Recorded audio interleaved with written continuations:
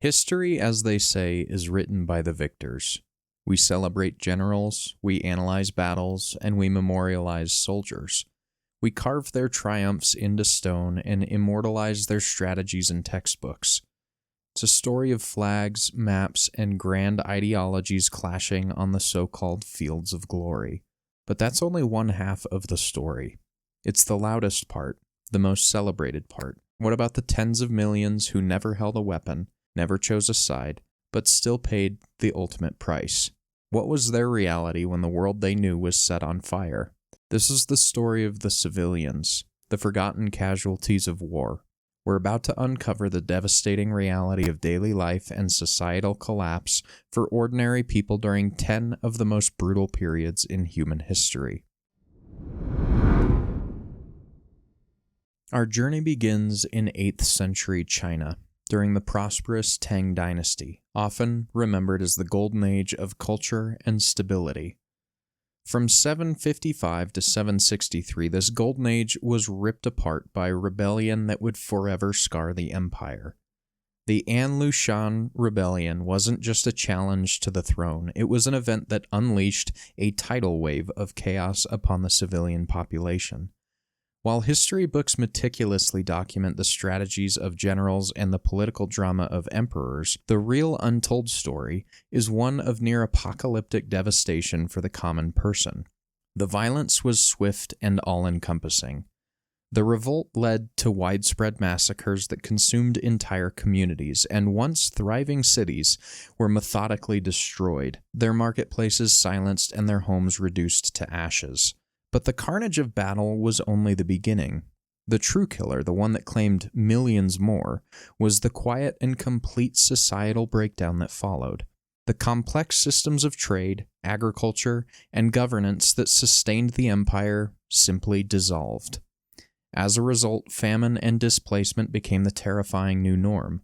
Families who had farmed the same land for generations were forced to abandon it, becoming desperate refugees in their own countries.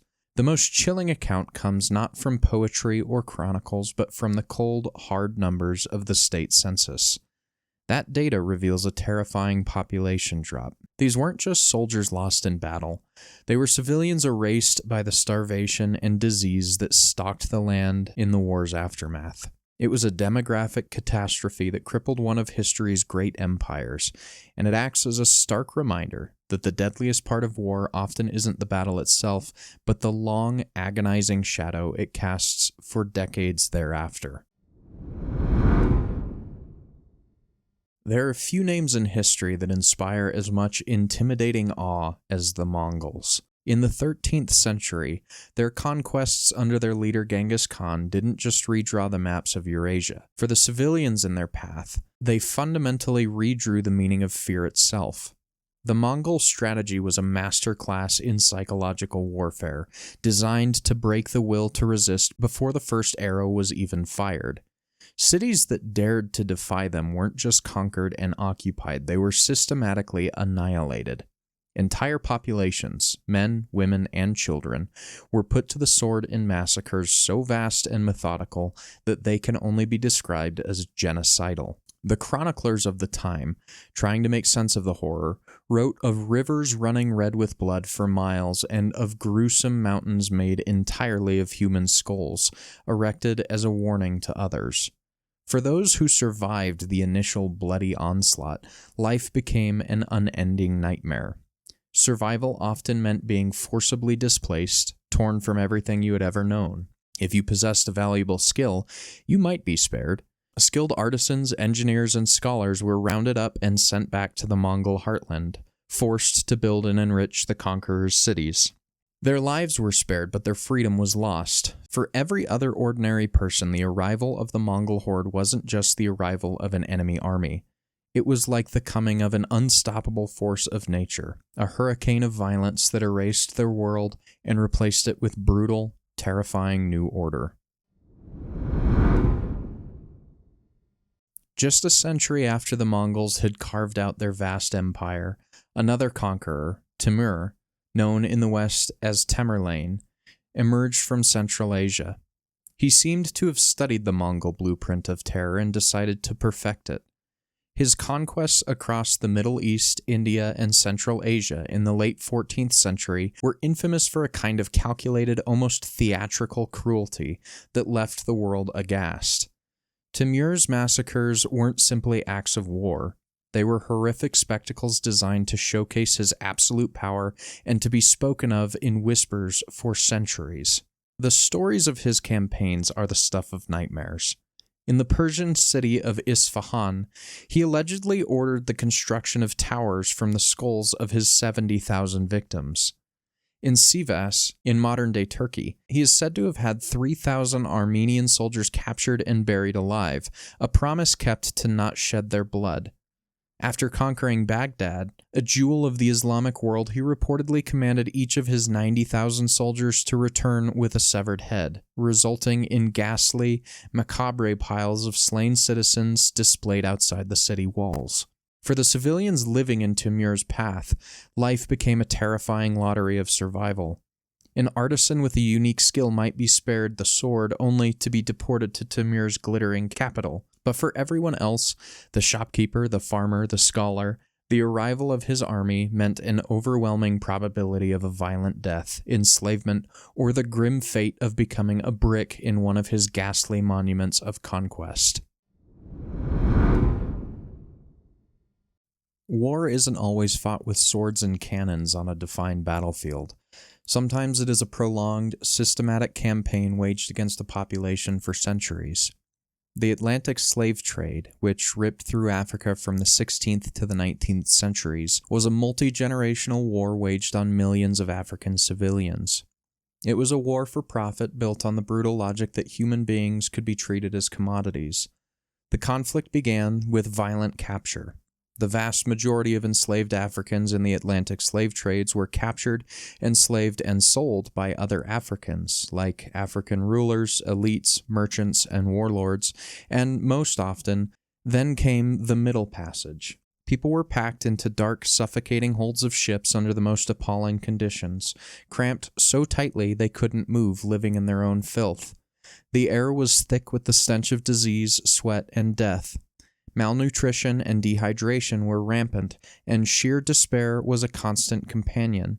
For the millions who survived this horrific journey, they were stripped of their names, their languages, their religions, and their very identities. Their daily existence was one of relentless, back-breaking work under the constant threat of the whip, their very lives considered the legal property of their enslavers. The impact of conquest can be as devastating through economics as it is through open battle.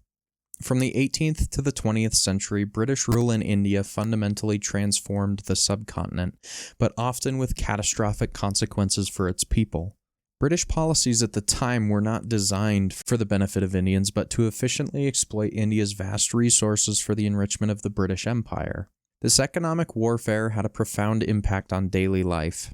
For example, traditional self-sufficient industries like textile manufacturing, which had thrived for centuries, were systematically shattered by cheap machine-made British imports, plunging millions of skilled artisans into poverty. The agricultural economy was also completely reshaped. Land that had been used to grow food for local communities was repurposed to grow cash crops like cotton, opium, and indigo to serve the empire's global needs. This radical economic exploitation, combined with periodic droughts, led to a series of catastrophic famines. While famines were not new to India, British policies made them unimaginably worse.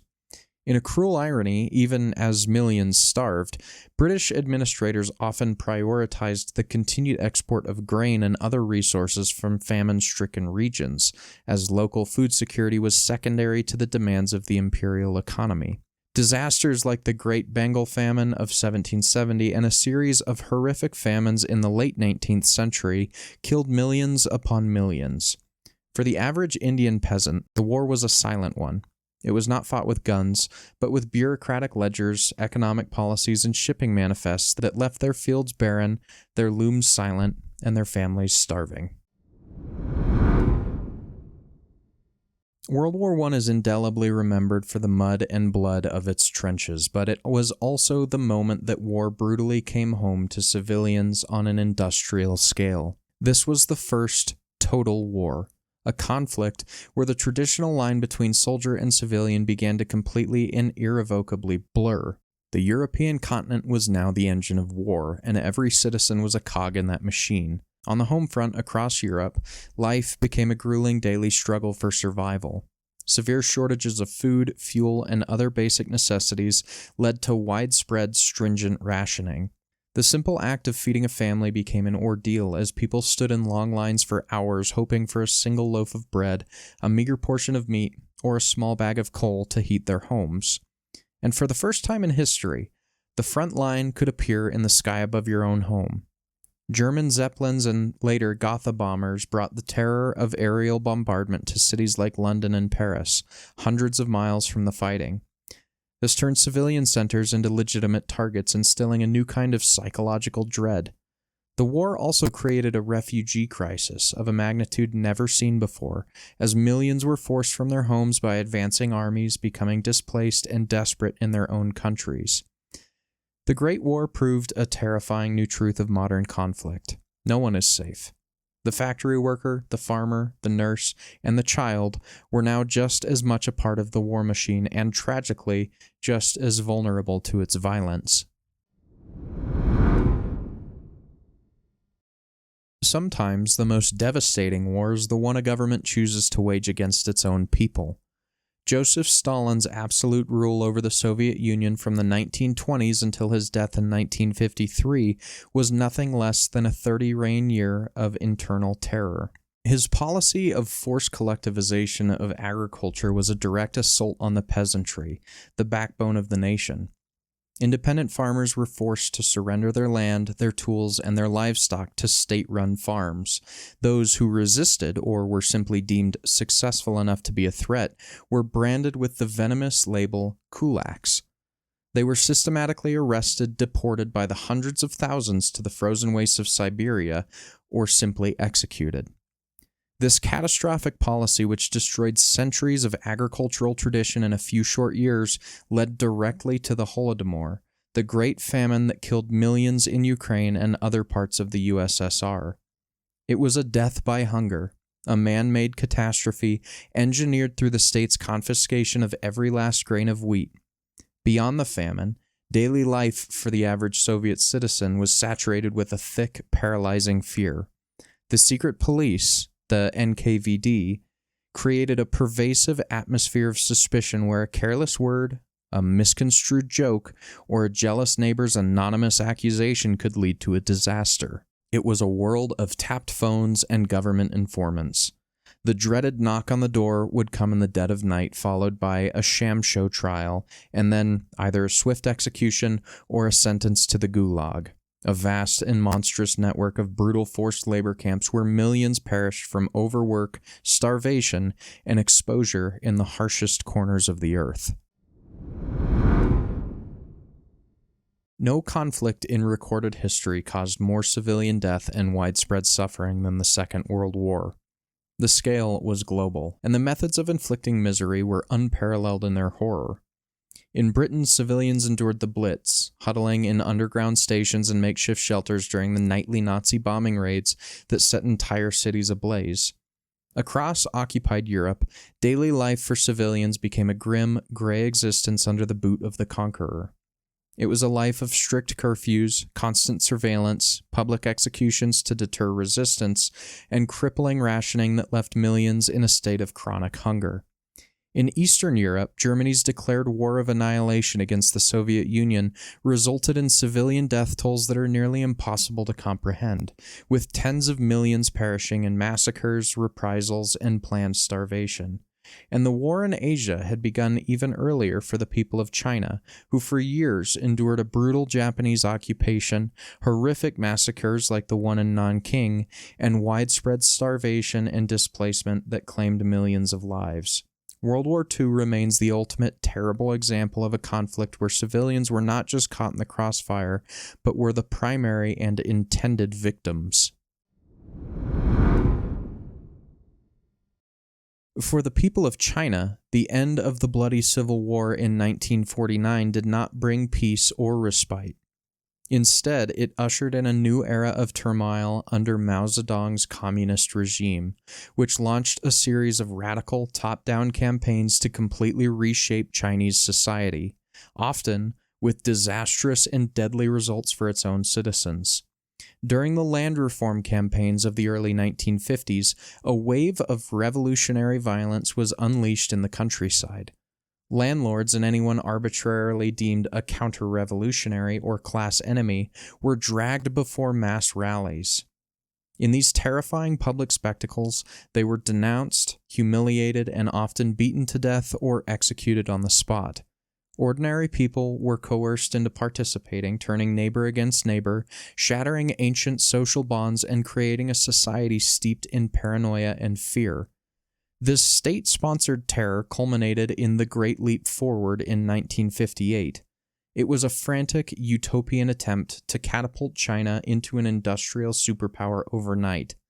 Millions of peasants were pulled away from farming and ordered to produce steel in primitive backyard furnaces. The policy was an unmitigated disaster. It ruined the agricultural cycle and, combined with Mao's unscientific farming theories, led directly to one of the deadliest famines in human history. By some estimates, tens of millions of people starved to death. For the average Chinese citizen during these decades, life was a precarious and dizzying journey through ever-shifting political tides. Survival often depended on demonstrating absolute, unquestioning loyalty to a system that was systematically consuming its own people. For our last example, let's cast our gaze back to the very foundation of empires to see that this brutal civilian cost is not a modern phenomenon.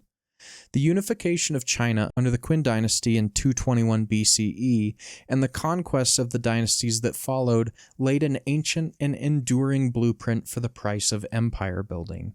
These wars of unification and expansion were not just about defeating rival armies. They involved the violent subjugation of countless diverse populations, forcing them to accept new laws, new taxes, a new language, and a new imposed culture. Resistance was often met with overwhelming force. For the common person, the peasant farmer who made up the vast majority of the population, life under these empire builders was often one of brutal, unending hardship. They faced crushing taxation to fund the state's military campaigns and grand projects, and most significantly, they were subjected to forced labor on a massive and lethal scale. The Great Wall of China, an iconic wonder of the world and a symbol of imperial might, was built on the backs of countless conscripted laborers, conflicts, and soldiers, many of whom died from exhaustion and malnutrition and were buried within the wall itself. These ancient conquests were defined by mass displacement, forced migration, and the erasure of local identities, forever altering the human and cultural landscape of East Asia. It is a timeless and tragic lesson. Behind every great wall, every grand palace, every celebrated empire, lies the story of ordinary people whose labor, freedom, and lives were sacrificed for its construction. It is tempting to view these stories as relics of a more brutal past. We live in a world of unprecedented technology and global interconnectedness. Surely a modern conflict like World War III or a new Western Civil War would be different, right? But the terrifying truth is that our modern society is built on a framework of shocking fragility. The very systems that give us comfort and convenience would become the weapons of our own destruction. A modern war would not just disrupt agricultural systems as in the Tang Dynasty. It would sever the global supply chain that keeps our supermarkets stocked, leading to famines not of scarcity of food but of logistics. The total war of the 20th century would evolve into an absolute war. Cyber warfare would cripple power grids, shut down hospitals, and erase financial records, creating a societal breakdown more swift and complete than anything seen before. The psychological terror perfected by the Mongols would be amplified a millionfold through digital misinformation and constant surveillance, turning every phone into a potential spy and every online forum into a battlefield of paranoia. Hypersonic weapons would make the terror of the Blitz seem slow and primitive, erasing the concept of a home front entirely. A future war would prove that despite all our advancements, the core of conflict remains the same: the utter devastation of civilian life. The methods would be more sophisticated, but the outcome would be tragically familiar: hunger, displacement, and a paralyzing fear that the world as you know it has ceased to exist. From the engineered famines of Mao's China to the firebombing of World War II, from the slave ships on the Atlantic to the skull towers of Timur, a common heartbreaking thread appears. It's the story of the family displaced, the farmer starved, and the artisan enslaved, or the child orphaned. History may be written by the victors, but it's paid for by civilians. Their stories aren't found in the tales of glorious charges or brilliant military tactics. They're found in the quiet census data showing a vanished population, in the diaries that speak of hunger and fear, and in the mass graves that hold the forgotten. To truly understand our history, we have to remember not just the soldiers who fought, but the tens of millions who were simply trying to live, caught in the devastating crossfire of someone else's war. If you believe these forgotten stories are crucial to understand our past, please subscribe to our channel, hit the notification bell, and share this video. As always, thank you so much for watching, and I will see you in the next one.